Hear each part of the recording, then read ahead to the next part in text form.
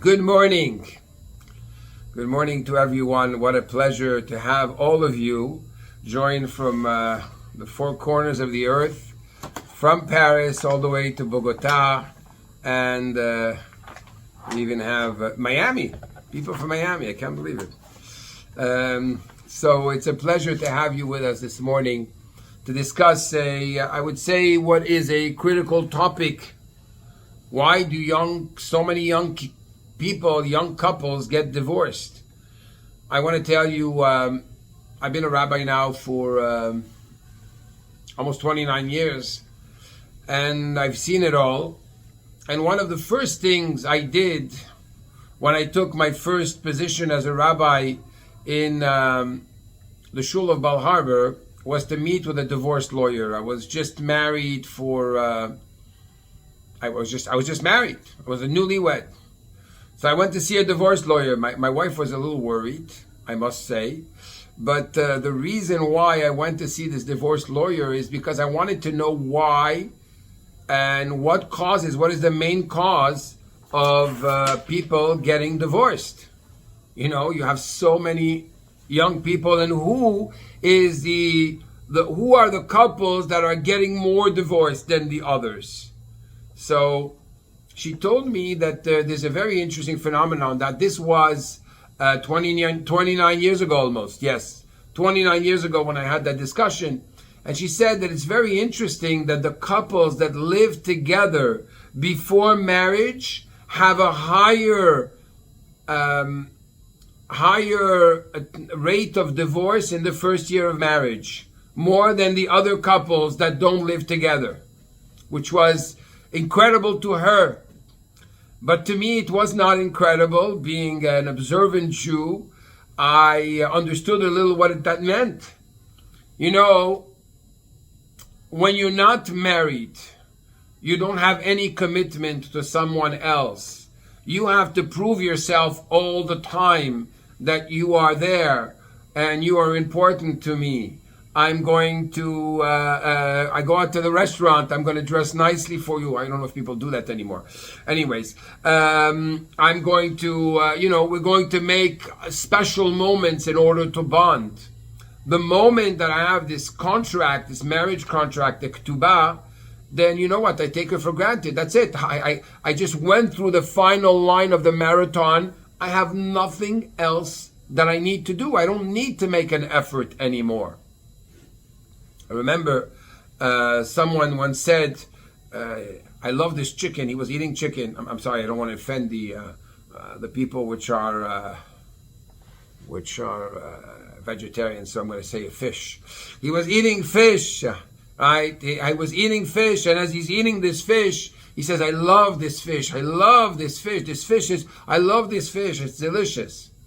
The person said, it's not true. You don't love the fish. You love yourself. He says, what do you mean? I love this fish. It's delicious. He says, no, if you loved this fish, you would never have taken it out of the water. You would have let it live. You would never have killed it. The reason is, really what you love is the benefit you get from the fish, but that you're enjoying the fish. That's what you're enjoying. Many times in relationships, being that we go into a relationship and we don't know exactly what we're looking for, and that really is the question, what are you looking for when you go into a relationship? There are two verses. King Solomon, in his great wisdom, said two things about women. He said about relationships. He said, Motzeani et haisha mar mimavet. Find, I'm going to translate it literally because it's important. Find I, the woman, to be more bitter than death. Remember this verse. Find I, the woman, to be more bitter than death. And then there's another verse that says, Matzah isha, matzah tov. He found a wife. He found a woman. He found good. How could King Solomon be contradicting himself in such a blatant way? On one hand, a woman can be more bitter than death. On the other hand, a woman is the ultimate good. Right? The Torah says itself, Lo tov ha'adam liot levado. It is not good for man to be himself, which means the good of man cannot manifest itself if he doesn't have a wife. If he doesn't have a wife. Depends how you pronounce it, right? So, what do you mean? On one hand, it could be more bitter than that. The other hand, you can say that you found the ultimate goodness and kindness. So our sages say, look at the verse. The word motzeh, I find, is in the present tense. Find I the woman to be more bitter than death. Which means you found, what did you find? It doesn't say like the other verse, matzah isha, you found a wife. In the past tense, matzah tov, you found good. It says, motzeh ani, I find I the woman. There's two types of people that look for a woman. There's the person that is looking at the woman as something which was already predestined to him, that is going to be his half soul, his soulmate, literally speaking. And therefore, they're going to build together. The person that found this type of woman, he found good. He's looking to complete himself, to improve himself, to manifest the good that's inside of him. And in order to manifest that good, if you're by yourself, there's nobody to give and share the good with. On the other hand, the other verse that says that the woman is more bitter than death, it doesn't say that the man found a woman. It says, motzeh, I find I find myself, the woman, to be more bitter than death. The man was looking for his interest. He was looking for himself. He was looking to drive that Corvette or Ferrari or whatever fancy car, convertible car, with a nice girl that's going to make him. I'm looking for myself. A part of myself is, I have a nice car, I have a nice house, I want a pretty wife. That's what you're looking for. You're looking to build your ego through your wife. You're going to find it more bitter than death. Why? Because the whole marriage, and that's the premise. The problem is today is that when people look for a spouse, they're often, unfortunately, not looking for a spouse. They're looking for themselves. They're looking for their interest, their ego. What can I benefit by having this spouse? How are people going to look at me? And therefore, looks are very important. And I've seen so many people do so many crazy things. A man asks his wife that, you need to reshape your whole body. If not, I don't want to be with you. What's your problem? Who did you get married to? You got married to the body. I'm not saying that a person shouldn't be attracted. A man needs to be attracted to his wife. A woman needs to be attracted to her husband. But let's talk about attraction. What's the real, true, deepest attraction that exists between husband and wife? When I was a young man, before I got married, a friend of mine, his father, a rabbi and a businessman, took me aside. And, he's talking to a yeshiva boy. What does a yeshiva boy know about a woman? Especially me, I never had a sister. So, he takes me aside and he says, do you know what turns on a woman the most? I look at him a little shocked and I say, what turns on a woman?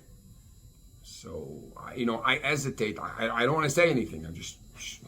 So I said, please tell me. He says, it's the mind.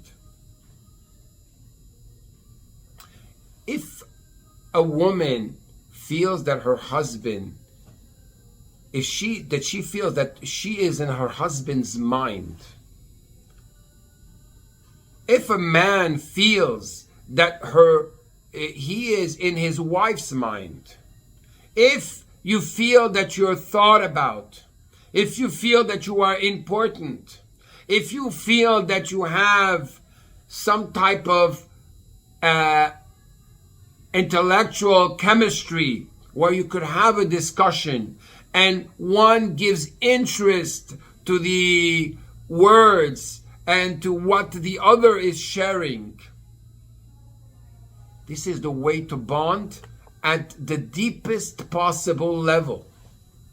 If on the other hand, for example, there's a halakha, a very interesting law in concerning Jewish intimacy. A man and a woman cannot have intercourse if a woman is not willing, which means that the work of the husband is to actually arouse that desire.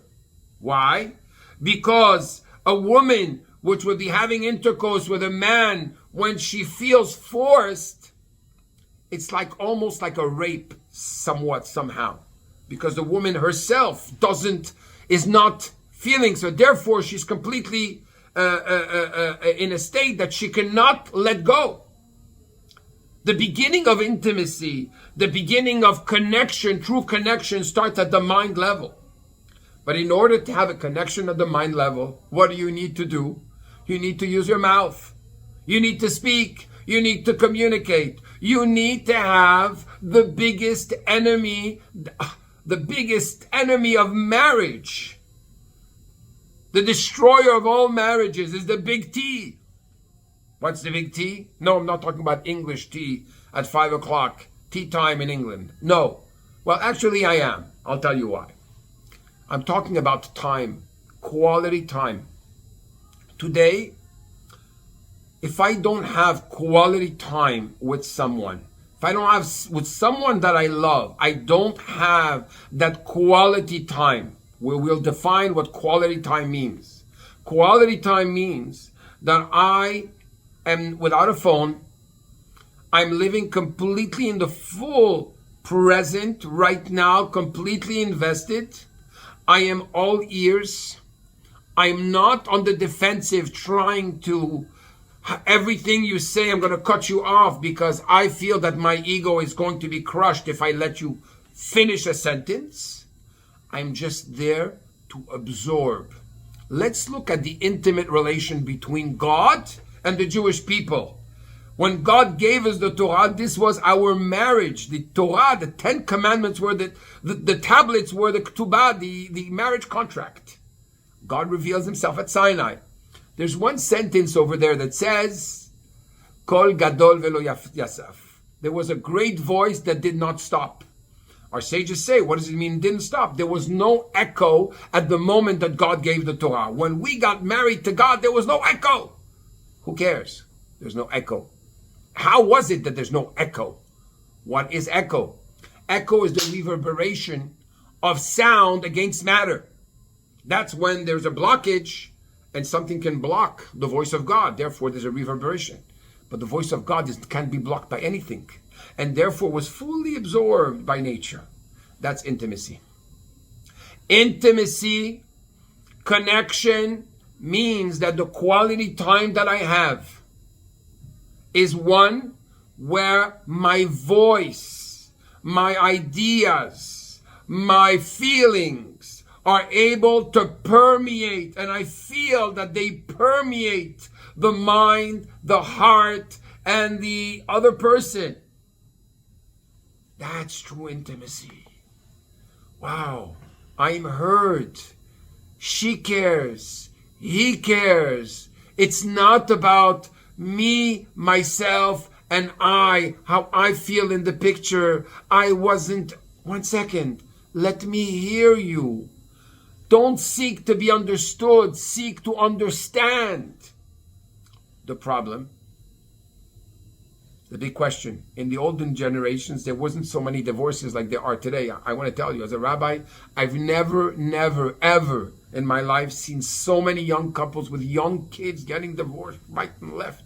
I want to cry sometimes. I'm broken from this. And I try and I fight with the husband and so on and so forth. I'll speak about different issues. There's a lot to talk about this subject. What is the big problem? This level of intimacy and closeness, how did it happen in the olden days before the great invention of the curse of the iPhone and the Android? It happened in the way, and before social media, I call it social not working, makes everything not work.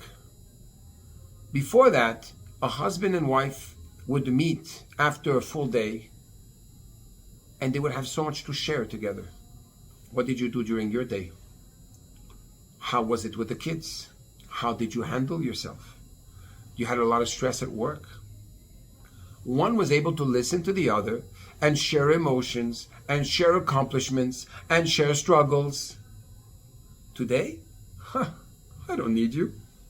Do you know how many likes I had? I had 500 likes on what I posted today. I got my emotional bank is so filled with fluff. Oh, I don't need your real stuff. It's ironic, but it's terrible. It's a disaster. So you can imagine that in a life where everything is pointing towards the outside, the house, which is supposed to be a home, is just a piece of furniture. It's something we share. And instead of living a relationship at a deep level, we are living a relationship at a very superficial level. There's no real bonding. There's no real hearing. There's no real communication. There is no real love. Love is translated by sex. Is that what real love is? The love, the intimacy that comes after communication and bonding and connection, wow, that intimacy is another level. On the other hand, the act of what people call sex, right? It's interesting. I want to ask myself, I'm somebody that I like to play with words. And the word that the world has chosen for intimacy is sex. Sex is what? Is number 6. In the Midot, if you look in Kabbalah, you have chesed, kindness, gevura, severity, tiferet, the power of synergy. You have afterwards humility, hod. You have netzach, you have victory, eternity, and then you have hod, you have humility, and then you have the 6th midah, which is yesod, foundation, connection, which is connected to the brit. That's the 6th midah. For us, it's not about having an act, a physical act. It could happen. Naturally, we're human. But really, the real act of intimacy is one that starts within and then goes out. And not starts without and then we're going to arise desires. Because the big problem is that even in the bedroom, at the end, if I'm selfish a whole day, and a whole day it's about me, myself, and I, what do you think is going to happen in the bedroom? It's going to be me, myself, and I. What am I getting from you? What are you doing for me? It's not about giving. Now, one day, there was a rabbi by the name of Rav Zusha of Anipol. He was walking in the street, and very late at night, there were 2 drunken Russians. One speaking to the other says, Ivan, do you love me? He says, of course, Ivan. Of course, Max, I love you. Ivan, are you my best friend? He says, of course. Ivan, if I need anything, will you be there for me? He says, absolutely. Ivan, what do I need? He says, I don't know what you need. Tell me what you need, I'm there. He says, Ivan, if you don't know what I need, you don't really love me. Rav Zusha of Anipoli, which saw in everything Ashgaha Pratik, the divine message from Hashem, he said, aha, to love is not only to be there when somebody needs, it's to be able to think about the other person's needs. When I go to shop and I see a nice chocolate bar, which I know my wife or my husband likes, why not? I'm going to buy them for him. I'm going to go somewhere, I'm going to send a message. I'm going through stress. Right away, what comes to my mind? Maybe my spouse is going through a stress. How are you doing, honey, today? I'm sorry, I couldn't communicate with you. I'm imprisoned with these meetings, one after the other. I'm just want to see you. I cannot wait to see you face to face. These small words, these small details are the difference of a quality, deep relationship to a selfish, self-centered, egotistical relationship where it's about, what have you given me? Why does my friend have a Fendi bag that's $5,000 and you don't? You understand? I remember about 24 years ago, a couple comes to me. Oh, this was off the charts. A couple comes to me. The wife is complaining, he's never home. He doesn't spend time with me. He doesn't have time for me. Okay, I heard one side of the story, and really I wanted to, bang this husband's head with a baseball bat. But then I spoke to him. He says, she's not satisfied to have an apartment where we live in New York. She wants an apartment for weekends or whenever we come here in Florida. So not only do I work 2 jobs, I do another job at night in order to be able to pay for all these mortgages. Hello? What do you want from him? You want to have everything? And what exactly are you looking for? Are you looking for a relationship, or are you looking for an ATM machine? So let's go back to let's regroup. The first thing that needs to happen in a relationship, the first thing that needs to happen is for our young men and women to have their heads screwed on straight. What am I looking for? What am I looking for? So I will say that in the religious system, it is much better than the rest of the world, in the sense that before going out with somebody, you already know their profile, you already made research about that person. And like this, in general, in 85% of the cases, you've avoided a lot of the big bad surprises. That's number one.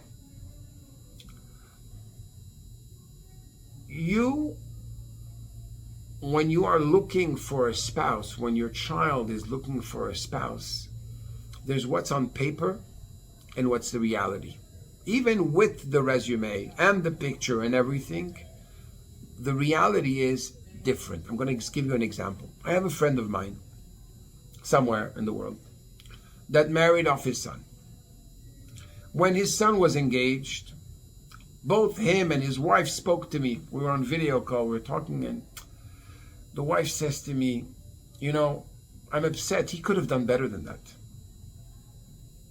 Now, I know their son very well. He's my student. And I said, you know what? It's possible that on paper he could have done better. But in reality, he did the best for him. What does that mean? I mean to say that what is the purpose of a spouse? How do I know this is the right one? For me, the spouse is like a magnifying mirror. You know these mirrors that women use to be able to see every little blackhead they have on their face that makes everything pop out 80 times, 100 times more than what it is? A spouse is a magnifying mirror. The spouse is there to bring out the qualities that you have, to show you the belief in you. And at the same time, there's the other side of the mirror that shows you the negative things that you need to work on that you've never worked on before. I always say it and will always say it. Marriage is the ultimate personal refinement program. Because there's things that you're going to do which you would never do otherwise if it wasn't for the fact that you're married. Marriage breaks you out of yourself to discover your higher good, as we said before. So I said, I see the way this woman is with him. She might not have the great name. She might not come from the wealthy family. But this person is good for them. So the first thing And the most essential thing to make a marriage work today is to teach our kids to say, you know what? You're getting married. Wait. Is this person bringing out the best in you? I've seen young men which are alcoholics. I've seen young women which suffered of sexual abuse get into a relationship with somebody that truly believes in them. I've seen a couple where the husband is bipolar and the spouse has such an extraordinary belief in their spouse and is so given over to them and so attached to them that level of confidence, of self-confidence and stability brings the person out of the darkness they've lived or they live and brings them the power to be able to bring that stability. Marriage is hard work. I will not tell you, marriage is very, very hard work. I have a young student, a yeshiva boy, that he told me once, I told my father, I want to have a wife and a relationship just like you have with mommy. His father answered something very intelligent. He said, for me and mommy to get to this relationship, it took 30 years. Today, we live in a generation where they don't have patience. They don't have patience. I don't have patience. I want everything to be a quick fix. I have my own issues to deal with. I rather just find an escape route. Internet, drugs, alcohol, infidelity. Fortunately, I've never seen before so many young couples. Infidelity, right and left. What are you looking for? You're looking to replace something which is a true deep bonding with some type of experience. I'm in love with the situation. I feel that I'm important. I'm beautiful. I'm strong, right? And that's a topic in itself. The dual a diagnosis of sometimes alcoholism and addictions and gambling and it's all together. There's so much today happening. People are coming with so much baggage. 20 years ago, we didn't have cell phones. So the kids which are 20 and 21 and 25 sometimes grew up already having their head outside. So if you ask me why so many couples getting divorced today, it's because the head is not in the marriage to start with. The relationship is not a deep relationship. If I would tell you right now to go on a diet right now for the next week and to eat only junk food, I will tell you how I feel when I eat junk food after a day. I want to get out of my skin. I'm upset. I'm nervous. I don't have the patience. I don't have the nerves.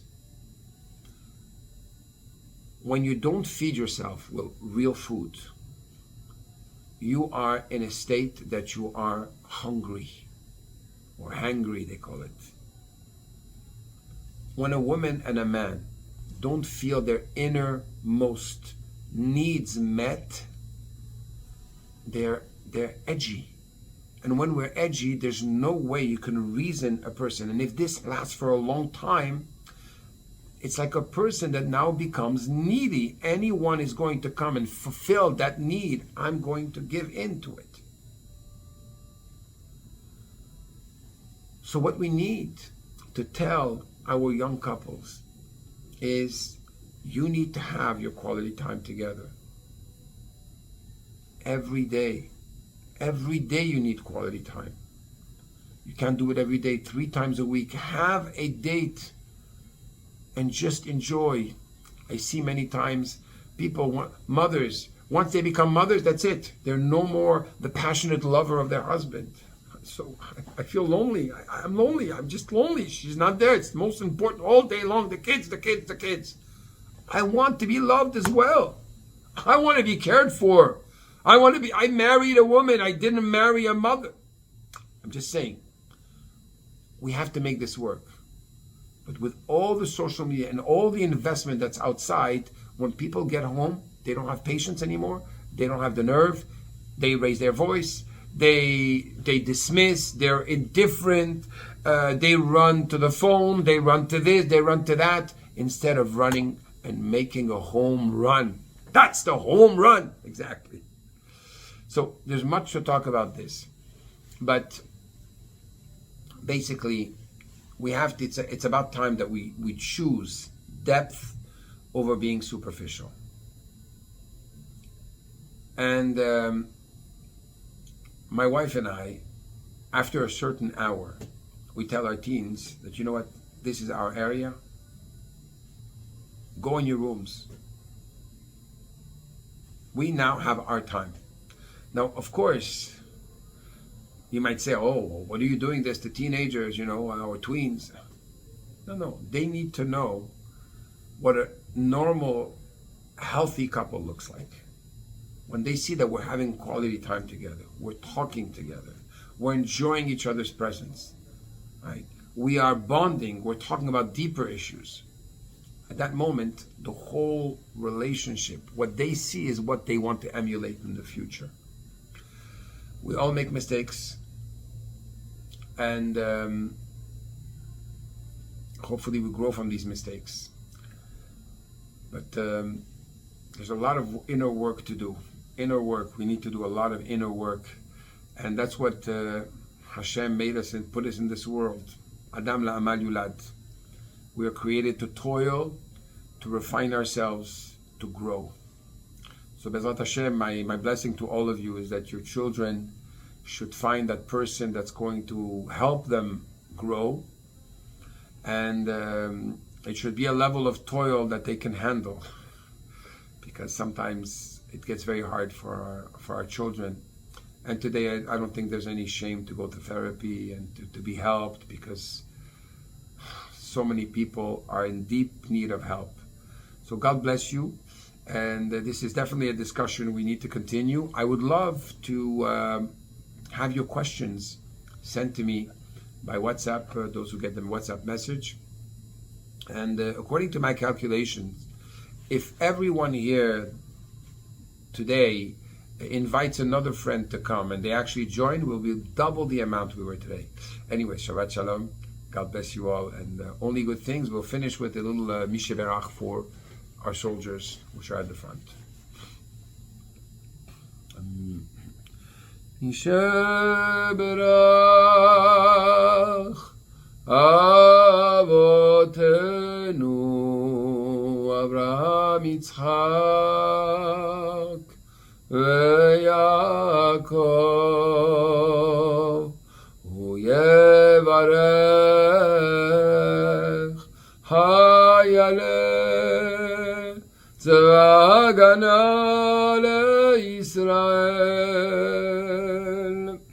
Uyevarech Et Hayalenu Tzvagana leYisrael Uyevarech Hayale Tzvagana leYisrael Ha'omdim al mishmar artzenu ve'ar Elohenu migvul ha'Levanon ve'ad midbar Mitzrayim min hayam hagadol ha'levarava bayabasha uba'avir ba'avir ubayam uye Yevarech ve'yishmar et chayalei Israel. God bless you all. Have a wonderful Shabbat, a beautiful Shabbat. This Shabbat, we bless the new month of Adar, and the Shabbat where we read Parashat Shkalim, which talks about the half shekel, which is the fire which is inside of every single one of us. God bless you all. Shabbat Shalom.